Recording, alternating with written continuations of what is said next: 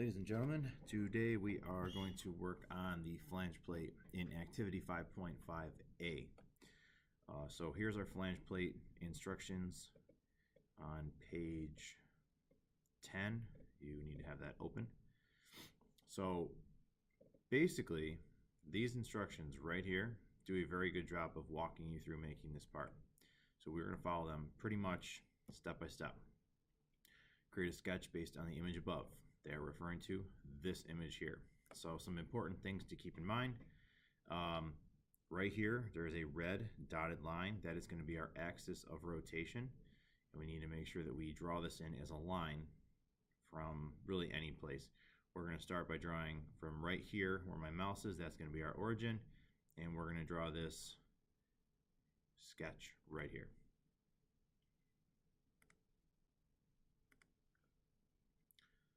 So let me open up a new part file.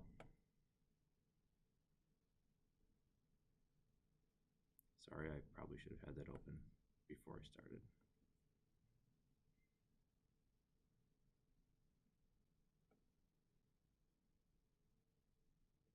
All right, so from our line, with our line tool, we're gonna go to the origin, we're gonna go over, and I am pretty sure I remember that this is 1 inch long in this direction, and I'm just going to very quickly sketch out the rest of the shape and then add in the dimensions I need as I go,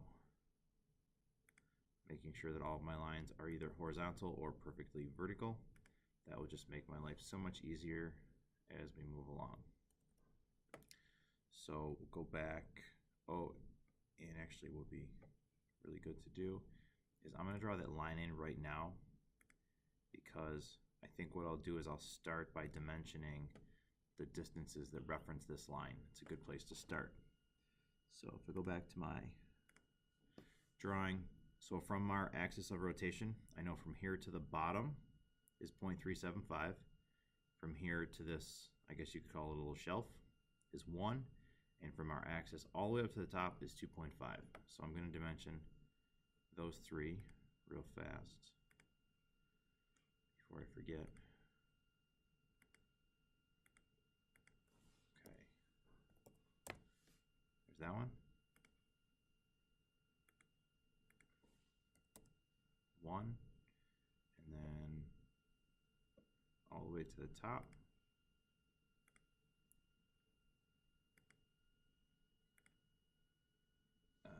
2.5.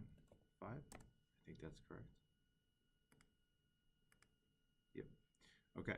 And then this was 1. I got that correct before. Lucky guess. And the top is 0.5.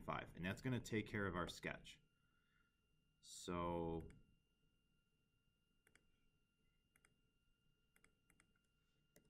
all right, so my sketch is fully dimensioned. It does not say I'm fully constrained down here because I never dimensioned the length or like the location of this line. So you should have 2 dimensions needed, but as long as you got the ones that I just did, you're good to go.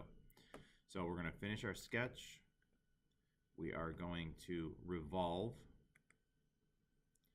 choose our profile, choose my axis. That will spin it. And I think that looks right, so I'm going to hit OK. And I will zoom out one time and kick this around just to make sure everything looks good, and it does. So my next step is to make the hole that I'm eventually going to revolve around my part. So I'm going to make this hole right here. You can see it better in this view. From this set of instructions right here, and I'm going to make that hole, and then I'm going to revolve it using my circular pattern tool, which is it's very, very similar to the circular pattern tool in sketch mode, but this is in feature mode, so there's one for each. So I'm going to place my sketch on this surface. And the one thing that is missing is I don't have a little origin dot anymore. And in order to get that, because it is actually really helpful, is to take and project any of the rings. So I could do the outside, I could do any of these. I'm just going to do this one, and that's going to make my little dot pop up. I know it's very small, but it's there. And then to make my hole, I need a point, and I'm going to place it directly above that. And because I placed that origin dot, you can actually, if you look closely on yours, you'll probably be able to see like a red kind of purpley dotted line. So I'm going to place that right there directly above, and I'm going to dimension it from my point to that origin, and it'll turn red there. And I do not remember that dimension. I have to check on that. So that is 1.65 inches above the origin. So 1.65. All right, so I placed my point, I dimensioned it, and I snapped it to vertical, so I don't need another dimension. And I'm going to finish my sketch, and I'm going to use my hole tool. And this hole is 0.5. It says it in the written instructions, and it says it in the little picture, which I know is very, very small. You should not take my word for it. You should go and double check the dimension for yourself. So it's a through hole, so I have termination through all. It is a regular, normal, simple hole. Okay, it's drilled. That's it. It's just plain. So now I'm going to take that hole and I'm going to revolve it around 360 degrees, and I need 10 of them. So I'm going to use right here is my circular pattern, and kind of like all the other tools, what do you want to do? I want to choose this hole right here. What do you want to revolve it around? Choose my axis arrow, and then I'm going to pick, again, something that's round. We'll make it go in a circle around the point of origin. So that looks good. You can see I have 6 of them, and I need to change this number to 10. That will increase my preview. That looks exactly what it's supposed to be, and I'm going to hit OK. So now I have 10 holes to go all the way through. What I like about using the circular pattern in feature mode is that, let's say I realize that I made the hole wrong. If I did it in sketch mode, I'd have to go in and change every single hole. If I change my original hole right here, okay, it would update all of them as soon as I hit save, and then all of my circles would all be the same. So I kind of prefer to use the circle pattern in this mode whenever possible. It's not always possible, but when you can, it's the way to go.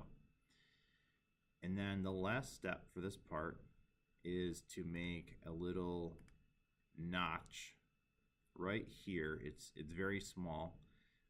That's actually called a keyway, and that prevents it from spinning on a shaft. If the shaft also has a keyway, there's a little bar that would slide in there, and it would mate it to that shaft.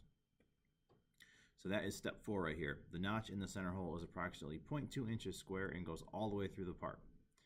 So a little confusing, to be honest. These instructions on this step are a little bit vague, but I will fill in the details for you. So sketch on here. I'm going to zoom in. You have to zoom in on this particular drawing, this step. It's like important. So I'm taking my rectangle tool, and if I try right now to snap it to this line, you'll see that it'll kind of jump and it'll sort of follow along it. And I want to make sure that I snap to my line, and I want to probably zoom out 1 click. All right, and I'm going to set the size of my rectangle, and it was 0.2 square. So I'm going to do 0.2, tab, 0.2, and hit enter. So as you can see, I'm still snapped on my corner right here, but this one is not. And that's fine because it's not centered on my hole. So in order to get that, this part by default puts a little point right there at the top of this circle, which is convenient because that's actually what we need. So we're going to dimension from that point to the side of our rectangle, and it's going to be half our width. Our width is 0.2, so we're going to make it 0.1, and that centers it, and it should also put this very, very close, if not perfectly, on that green line, which it did.